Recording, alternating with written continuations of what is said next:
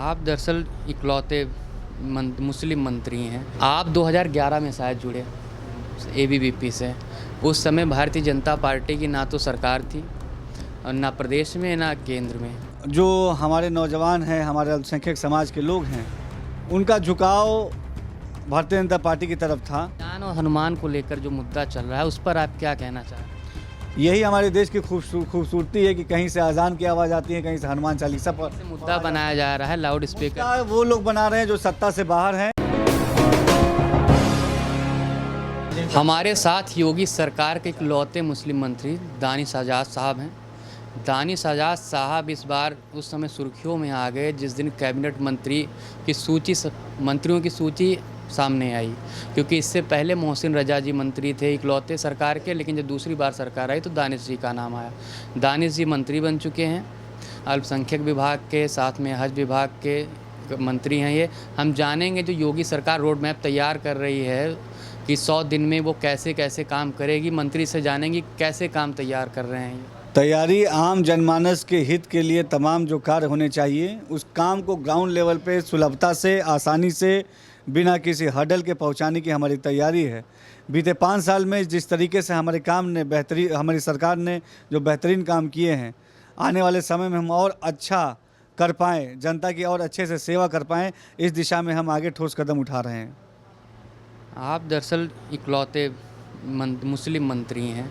इससे पहले आपका मैंने जब पढ़ा था, जिस दिन आपका नाम ही घोषित हुआ था, आप 2011 में शायद जुड़े एबीवीपी से। उस समय भारतीय जनता पार्टी की ना तो सरकार थी और ना प्रदेश में ना केंद्र में। उसके बाद में हम अगर आपके पॉलिटिकल कैरियर को 4 हिस्सों में बांट लें तो एक वो दौर था जब कहीं सरकार नहीं थी, 2014 के बाद जब केंद्र में सरकार आई, 2017 के बाद में जब राज्य में भी सरकार आई। और अब आप जब मंत्री बन गए हैं, ऐसा कौन सा समय है जब आपको सबसे ज़्यादा अपने समाज के लोग आपके साथ जुड़ रहे हैं? देखिए, शुरुआत से ही जो हमारे नौजवान हैं, हमारे अल्पसंख्यक समाज के लोग हैं, उनका झुकाव भारतीय जनता पार्टी की तरफ था। तभी मैं अल्पसंख्यक समाज से आने वाला युवा, मैं 2011 में, तब ना तो केंद्र में हमारी सरकार थी ना प्रदेश में सरकार थी, मैं अखिल भारतीय विद्यार्थी परिषद से जुड़ा, क्योंकि समाज के हित के लिए बात करने वाली इकलौती जो संगठन है, जो छात्र संगठन है, वो विद्यार्थी परिषद है, और जो राजनीतिक पार्टी है अगर आप देखेंगे तो भारतीय जनता पार्टी है। इसीलिए मेरा झुकाव इस दिशा में बढ़ा और छात्र राजनीति से, अखिल भारतीय विद्यार्थी परिषद से और अल्पसंख्यक मोर्चे में काम करते हुए आज जो है संगठन ने हमें ये मौका दिया है कि उत्तर प्रदेश सरकार में मुझे राज्य मंत्री बनाया गया है और जनता की सेवा करने का एक और अवसर मुझे मिला है। एक माहौल है राजनीति में, उत्तर प्रदेश ने, हिंदुस्तान की राजनीति में, कि भारतीय जनता पार्टी मुस्लिम समाज की विरोधी पार्टी है। ऐसे में अपने समाज में आपको कैसे विरोधों का सामना करना पड़ा? हमारे समाज में इस तरह की कोई धारणा नहीं है। ये जो तमाम भ्रम है ये विपक्षियों द्वारा फैलाया गया था और अब ये भ्रमजाल टूट चुका है। 2017 का आप चुनाव देख लीजिए, 2019 का देख लीजिए, 2022 का देख लीजिए। हर चुनाव में बड़ी संख्या में अल्पसंख्यक का वोट भारतीय जनता पार्टी को मिल रहा है। तभी हमारी सरकार पुनः 2022 में इतने पूर्ण बहुमत के साथ आई है। और जो तमाम ये जो मिथक, ये जो भ्रम विपक्षी दल फैलाते थे, आज वो भ्रमजाल टूट चुका है।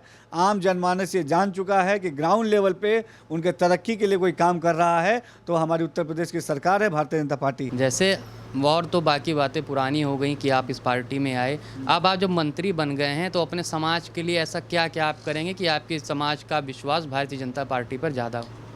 हम बीते 5 साल में, जब से हमारी सरकार 2017 से है, हमने ग्राउंड लेवल पे अल्पसंख्यक के हित के लिए बहुत सारे काम किए हैं। आने वाले दिनों में हम अपने माइनॉरिटीज़ के एजुकेशन के लिए, उनके सोशल अवेयरनेस के लिए, उनके एम्पावरमेंट के लिए, उनके एम्प्लॉयमेंट के लिए हम इस दिशा में काम करेंगे। अजान और हनुमान को लेकर जो मुद्दा चल रहा है उस पर आप क्या कहना चाह रहे हैं? यही हमारे देश की खूबसूरती है कि कहीं से अजान की आवाज़ आती है, कहीं से हनुमान चालीसा पर मुद्दा बनाया जा रहा है लाउड स्पीकर। वो लोग बना रहे हैं जो सत्ता से बाहर हैं। आम जनमानस के अंदर इसका कोई मुद्दा नहीं है। और जो हमारे भारत देश की संस्कृति है वो यही है कि एक तरफ से अजान की आवाज़ आती है, एक तरफ से हनुमान चालीसे की आवाज़ आती है, एक तरफ से भगवान श्री राम जी को पूजा जाता है, एक तरफ से हमारे जो क्रिश्चियन समाज के लोग हैं वो पूजा अर्चना करते हैं, जो हमारे सिख समाज के लोग हैं वो पूजा अर्चना करते हैं, और यही सब हम मिलजुल के एक जो है एक भारत श्रेष्ठ भारत बनाते हैं। तो ये थे आज़ाद जी, जिनका कहना है कि भारत में हर आदमी अपने धार्मिक जिस तरीके से वो धर्म का पालन कर सकता है उसके लिए वो आज़ाद है। और ये हमारे समाज की, हमारे हिंदुस्तान की खूबसूरती है कि एक तरफ हनुमान चालीसा होती है, एक तरफ आज़ान होती है।